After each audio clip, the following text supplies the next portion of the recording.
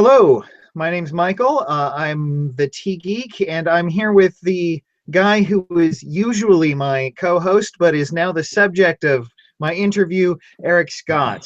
Hello, Eric. Hello. How's It's it going? Sitting on it's that side good. of the table. It's good. It's just like the same thing we always do, except I had to prepare less than you this time. Right, exactly.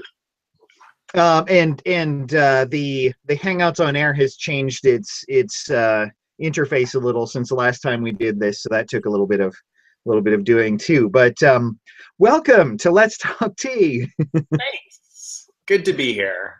Um, so recently, like over the last what was it, a couple months ago, you were in China.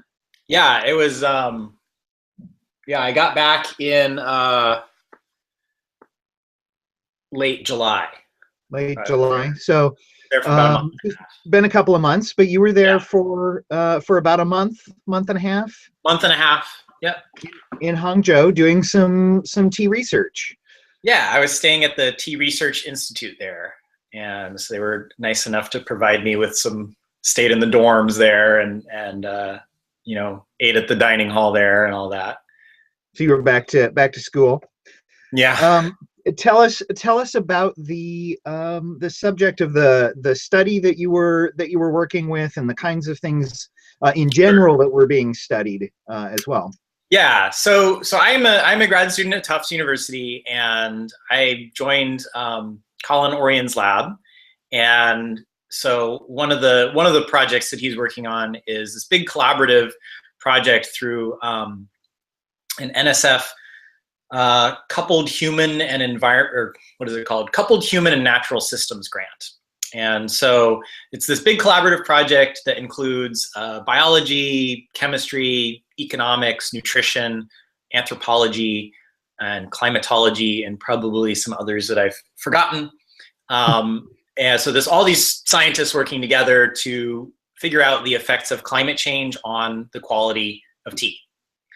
And so Dr. Selena Ahmed, who was one of our guests a while ago on this show, Let's Talk Tea, she's a collaborator on the project. And so I'm in the biology lab that's part of this project. So I would consider myself, I want to be a chemical ecologist when I grow up.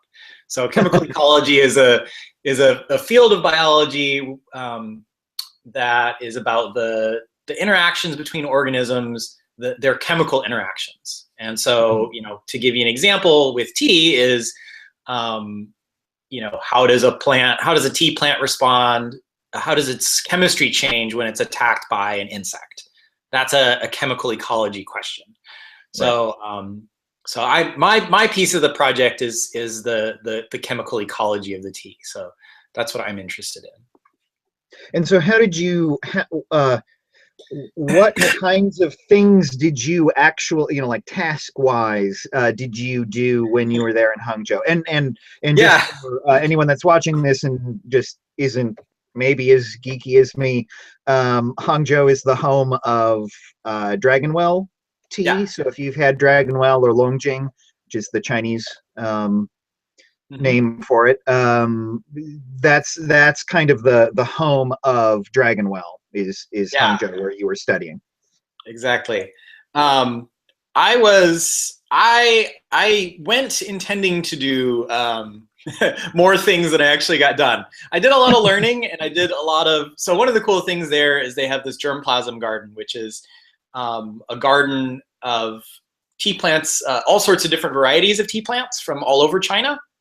So I spent a lot of time walking through that and thinking a lot about tea. It was very cool to see different varieties of tea plants growing next to each other, and to see how striking they were, how striking the differences were. So both in just their growth form, but also their susceptibility to different pests. So you could have a whole row of one cultivar that's just getting hammered by leaf hoppers or something, and then the next row looks totally fine.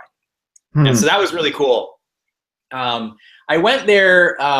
So one of the projects that I wanted to do that I'll be going back in the spring, I think, to complete, is to look at the effects of nitrogen fertilization on the chemistry of the tea, on the defense chemicals.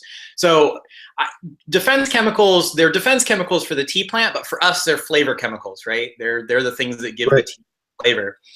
Well, and you mentioned the leaf hopper, which is the, if you're familiar with Oriental Beauty or Dongfang Meren or a million other Baihao Oolong, that all of those names for that same tea, that's the bug that makes the difference.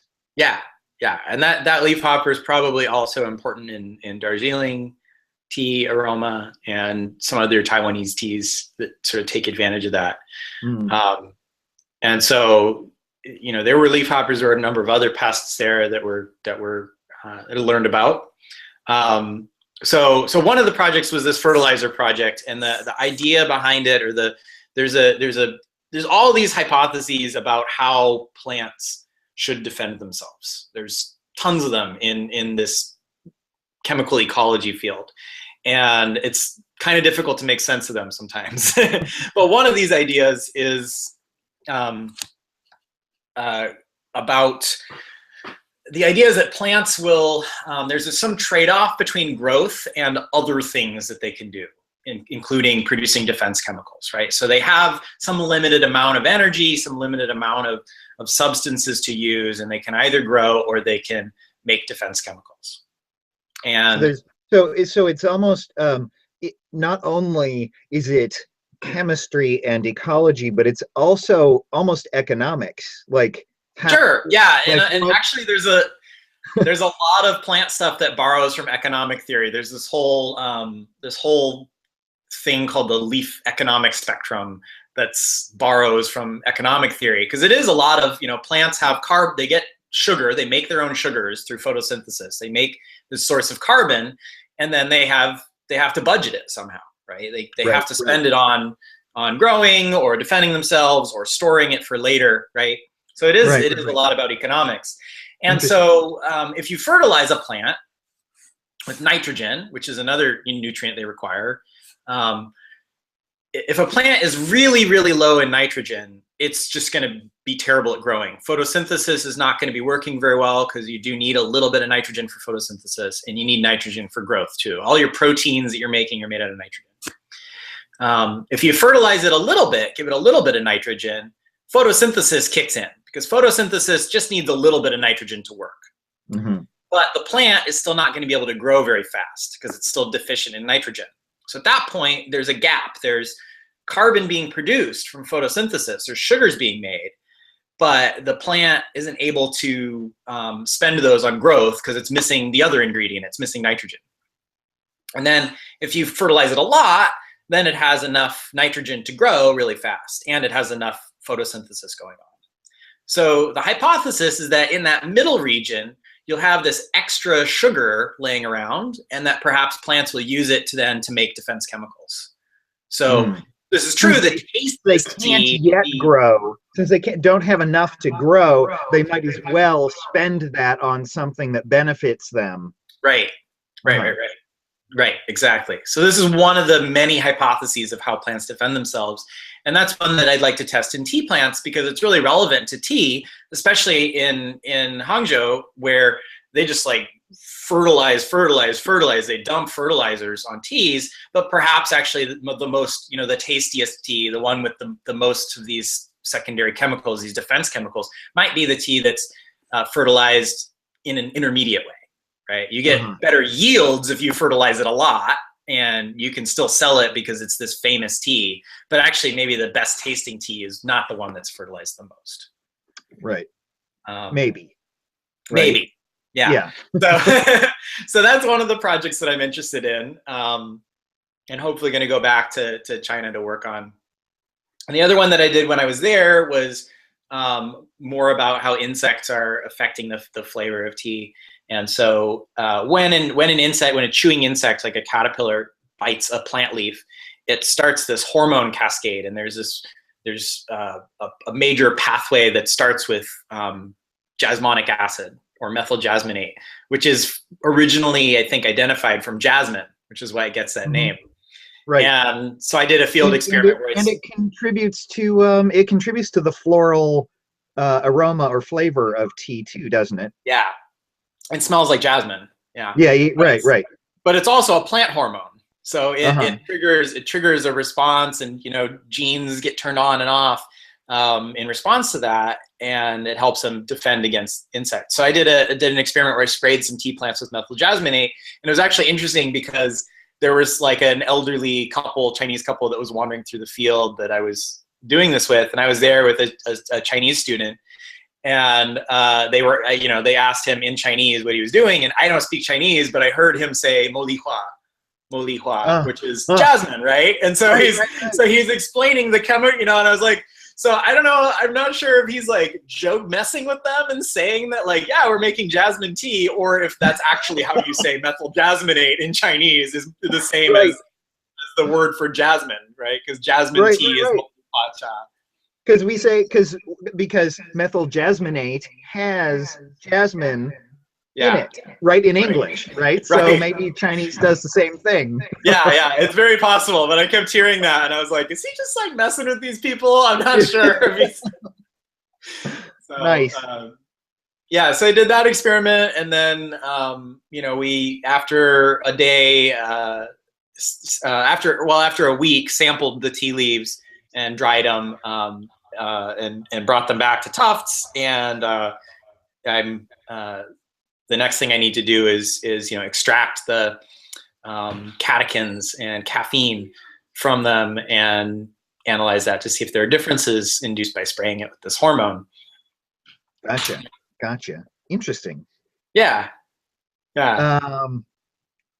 So I know you in our conversations leading up to this, you also talked about the leaf hoppers and Baihao oolong, and how this kind of this ties into this idea of how do bugs bite the leaf and so forth, and you had an interesting experience also in Hangzhou about Baihao oolong, which is, or Dongfang Meren, or Oriental Beauty. Call it. Yeah. And so tell that story. Well, okay, so so this was actually, we did a trip to Fujian province to see this. I think this is what you're talking about. There were some farms. So normally people think of this Oriental Beauty as being a Taiwanese tea, and that's where it originated. Right. There's 2 spots in Taiwan, I think, they grow it. One of them is where they do Wenchan Baozhang. So they make, in the spring, they make Wenchan Baozhang, this really lightly oxidized oolong. It's like almost a green tea. And then in the summer, they totally change the production to make this Oriental Beauty to take advantage of these leafhopper insects. So the leafhoppers are more abundant in the summer just because of the temperature and the humidity and things like that. So the climate.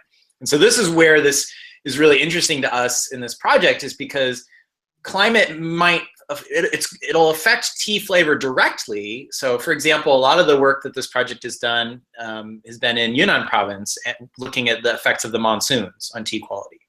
So something like just precipitation, temperature, that could affect tea quality, but could also affect it indirectly by affecting the insect populations.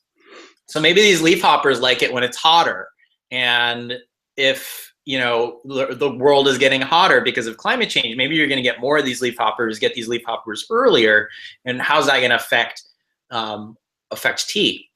So when I was in China at the last couple weeks of the trip, some professors from Tufts University that are part of this collaboration joined us, and we went on a trip down to Fujian province, went to Sanming, and we went. That was really fun. So Hangzhou is a pretty.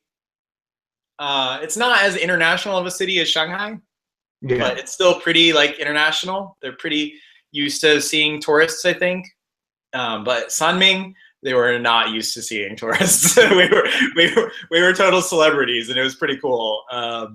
We got on the train ride down there, the professor from the Tea Research Institute that I was working with, he's like checking his phone. He's like, hey, I don't think so that we were getting received by like the Ministry of Agriculture of Sunming or something. He goes, I don't think they're used to having foreign visitors. They just sent me an email asking if they would like us to send a police escort. I don't think that's necessary, is it? Like they're gonna send a police escort to the train station to like take us back to the hotel. They're like, yeah, no, I don't think we need that. And then the next day we toured 2 farms near Sanming in Fujian province, China, that are growing Oriental Beauty. So both of these farms were owned by Taiwanese people, but so China is starting to like catch on to this this trend in these bug-bitten teas and is starting to grow them. And that's what I found interesting. You mentioned the Pingling, the sort of like how Hangzhou is the traditional official place that Dragonwell is supposed to be from. Hsinchu is where Oriental Beauty is supposed to be from. So there is Oriental Beauty being made in Pingling and then sold in Hsinchu, because it sells for more if it's from Hsinchu. Right? And they just kind of don't mention that it wasn't grown there. They're just selling it from there. And so it's interesting to hear that the same kind of thing is being done not even in Taiwan. Yeah. Right. It's not even just, it's northern Taiwan versus northern Taiwan. That's about the same. But now you're going even further away. Across the water to China. Yeah. And I wouldn't be surprised if that's what's happening with it. It's getting sold in Taiwan particularly if the farm's owned by Taiwanese. I mean, Yeah, it seems fairly likely. Right. It's not really, I didn't ask that question. It's probably not a super polite question to ask. Absolutely. Yeah. And I'm not known for, I go for the information, not the polite thing, but you were. Yeah, we were guests sort of. So right. It's very likely that that's what's happening. I don't know for sure though. Right. But so one of these places we went to was more lower elevation, and one was a high mountain, so which has to be over 1,000 meters, I think, to be considered high mountain long. And at least that was cool too, to see the difference in those tea plants, because the ones in the high mountain plantation were very clearly slow growing. Like they were very stunted and had really thick leaves compared to the lower elevation plants. That was cool. One of the cool things that we learned about there that I thought was really interesting was that this is a great example of the sort of thing that you only learn from talking to farmers. Is they were saying there is some point where too much leafhopper damage is bad. A little bit is good. It improves the flavor because of this change in the chemistry of the tea. But too many leafhoppers or too much leafhopper damage, it results in a bad quality tea. And so we said, how do you control the leafhoppers? And both me and my advisor, everybody there in their heads were thinking like, do they spray at certain times of the year? Do they use sticky traps to control the populations or monitor the populations? And they said, oh, we just pick the tea.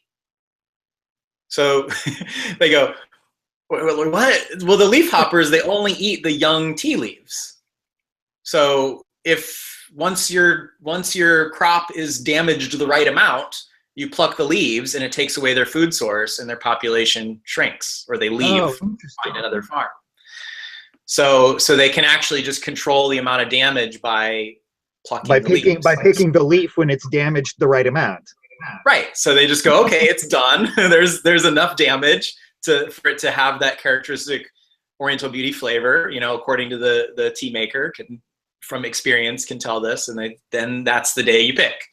And then it takes away the food source for the leafhoppers, their population goes down, and then it allows the tea to recover. That's a whole lot simpler Yeah, it was like I said, it's one of those things you would only get from talking to the farmer, right? We're doing a population assay of the right. You got to monitor the population, and then you got to know there's some threshold, and then you got to kill them somehow, and right. It's you just you wait until it's the right amount, and then you pick them. Done. And then you pick the so that was cool, and they gave us some samples of teas that had different levels of damage from leafhoppers. So we haven't done any of the chemistry on that at all yet, and I don't know if we will, because only 2 of them were processed as Oriental Beauties. They also made a green tea and a black tea there, and so it's not like a perfect, they're processed teas, so we don't have the perfect comparison. But there's, everything ranging from like, they labeled or quantified the damage in like percentage, which I don't really know what that means, but they have like a 5% damage one up to like a 50% damage one. And then like 3 in between that they gave us, which was pretty interesting. So. But at least you can use kind of like whatever they conceptualize those as, you can use those as categories to kind of say, okay, well, whatever you think 5% is. Yeah, exactly. And unfortunately, though, like the I think the 50% and there's like a 23% or something like that. Those are Oriental Beauty, and then the other ones are not Oriental Beauty.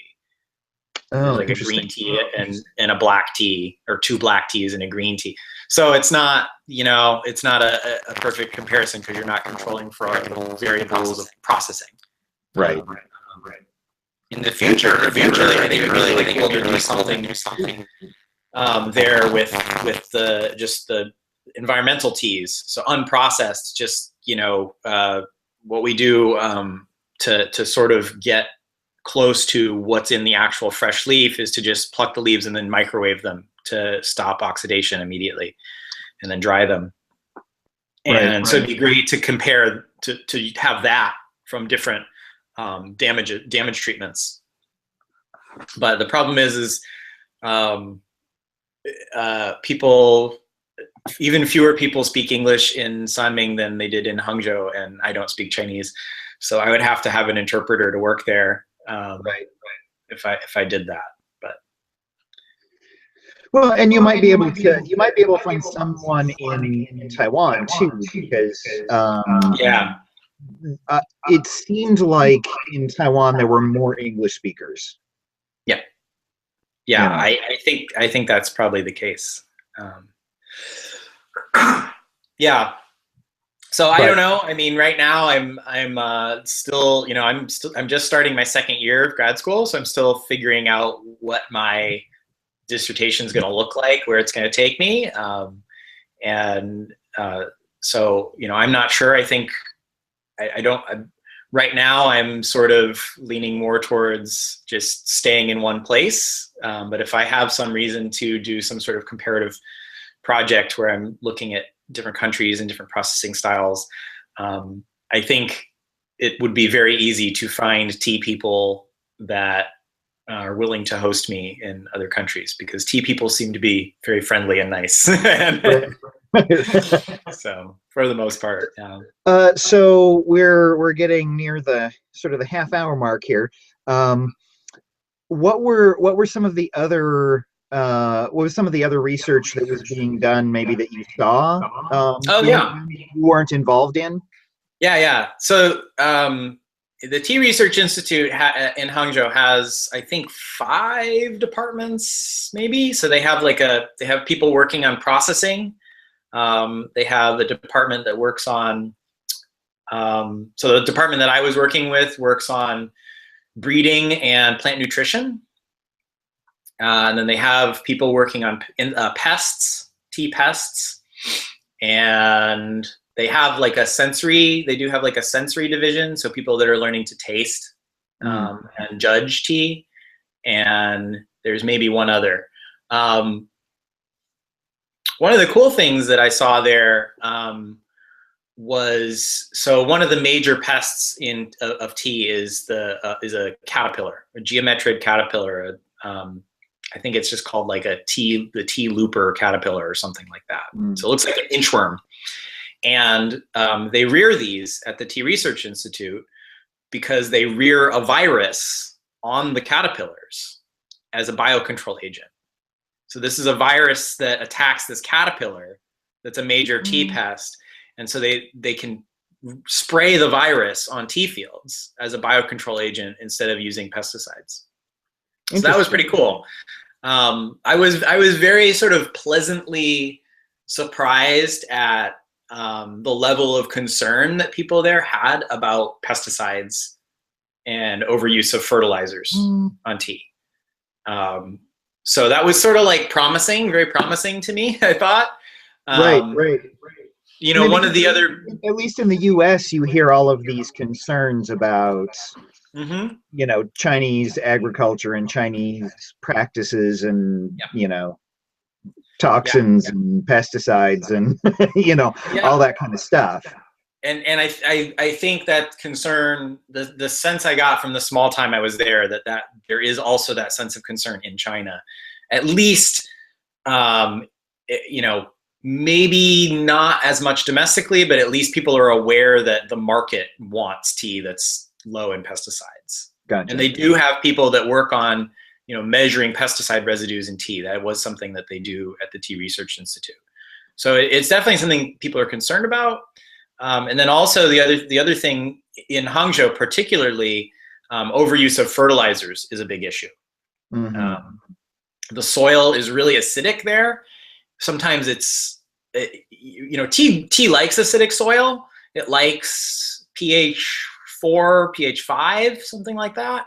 But the soil there is really acidic and is made worse by over-fertilizing. And you know, the professor that I was working with said there's some tea fields is like pH 3, which is like almost stomach acid kind of peat levels. You know, it's like really acidic. And the problem with really acidic soil is it doesn't hold on to nutrients very well. It doesn't hold on to nitrogen. And it's very low in organic matter too. The soil looks red. And so farmers there want to fertilize a lot because they're growing Longjing tea, which is a well-known tea. It's a famous tea.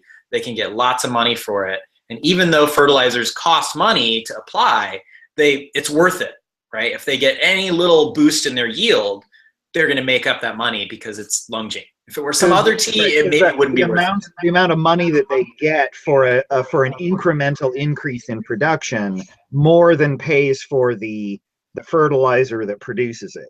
Exactly. Right. So for that reason, over-fertilization is a big issue in Hangzhou. So they dump fertilizer in the soil, and you know, maybe only a fraction of it is actually getting taken up by the plants because it rains a lot and the soil doesn't hold on to nutrients very well, and it runs off into the water, which is a water pollution issue. Right. So that was one of the sort of interesting problems that is going on in Hangzhou. And you know, I think part of trying to tackle that is doing research into, you know, well, you know, you might get a little bit better yield, but let's look at the quality also and see how you know, that affects the quality of the tea. Right, because if you can show that less fertilizer, at least at some point, less fertilizer produces a better tea, you can make an economic argument for less fertilizer. Right, you could charge more for this tea. Yeah, right. Than you would otherwise. Right, exactly. You as the farmer can make an argument that, you know, your tea tastes better, right? Because you fertilized it slightly less or something like that, or you know, fertilized it in a more responsible way. Yeah, right. Yeah. Exactly. Cool. Well, anything else that you think we should know about your trip or your experience there? It was very cool. I really. It was a little bit of a learning experience, sort of how to do collaborative science with a language barrier and cultural differences. Right. It was a great experience. It was worth learning those lessons for sure. And yeah, it was fun, and I hope to go back. Excellent. Cool. Well, anyone that's watching this in the recording, which will be on YouTube. Feel free to leave questions if you have additional ones for Eric. And you can also learn more about this project. We have a website, tclimate.org. That's true. And you can read recent publications and read bios about all the scientists that are involved in the project. Cool. All right. Well, and after this, if you're watching it live, we're going to be having the regular tea salon. So hang around, watch look at the Tea Geek page on Google+, and you can ask your questions directly to Eric. Yep. And otherwise, we'll be done here and see you around next time when Eric will be back on my side of the table, and we'll have someone else that we can quiz. Yeah, exactly. Actually, I talked to a number of people.